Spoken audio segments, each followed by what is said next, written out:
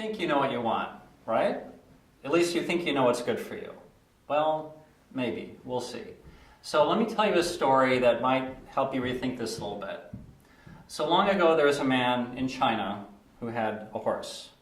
And that horse ran away, and all of his neighbors said, "Oh, what horrible fortune you have, your horse ran away." And the farmer said, "Well, maybe, perhaps, we'll see." Well, a couple days later, that horse came back with another wild horse that it found. And of course, all the neighbors said, "Wow, this is great. You now have 2 horses. What good fortune." The farmer said, maybe, we'll see. Well, then the farmer's only son had to break in that wild horse, and in doing so, the son was thrown off the horse, breaks his leg, and of course, this is bad, right? So the neighbors say, "Well, this is terrible fortune. Your son just broke his leg." The farmer says, "We'll see." Well, then a couple weeks later, the army comes into town to recruit men to go fight in the war. It's part of the draft. And the son can't go because his leg is broken. And all the neighbors say, "Wow, what great fortune. Your son has a broken leg. That's wonderful." And the farmer says, "Well, perhaps, we'll see." You could just go on with this story of inventing one event after the other.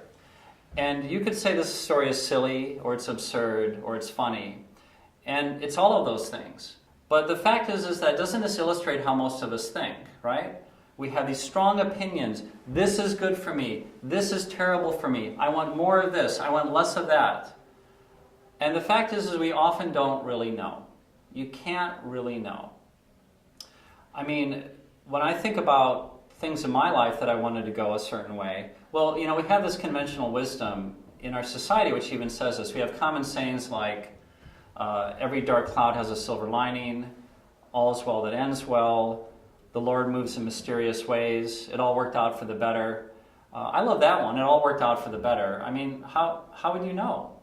How would you know that this series of events ended up working out better than that series of events? You might think so, but do we really know?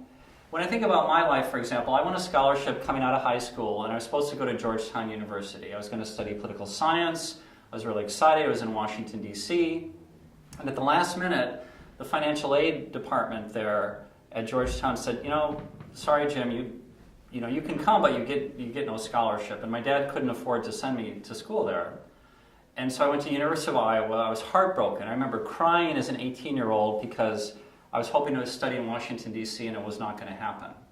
So I was heartbroken. I went to Iowa. I ended up studying in Europe. I ended up getting a scholarship. I ended up coming to Silicon Valley in the early 90s, just in time for the internet boom. Now, was it a good thing that I didn't go to Georgetown? Was it a bad thing? I mean, I think my life turned out fine. Has it turned out better than if I had gone to Washington, D.C. to study? I don't know. Maybe I'd be the Secretary of State today. Would that be a good thing? Would I be happier as a result of that? Would the world be a better place? I don't know. We don't know. And so many times in life, we really don't know.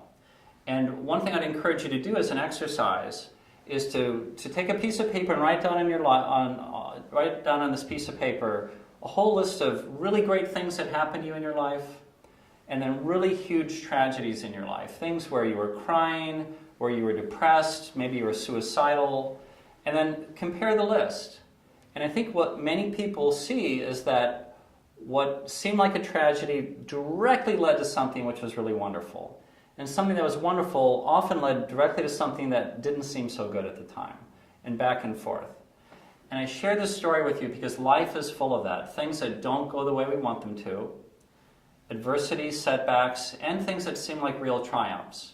And if you can kind of step back from them a little bit and say, okay, maybe good, maybe bad, I don't know. I'm just going to keep doing the best I can, live my life, enjoy my life. But if you have that kind of perspective, sometimes it's called equanimity. I think you'll find that it's a much easier way to get through every day, having that sort of approach. Maybe, perhaps, we'll see. I hope you found that helpful. Thank you.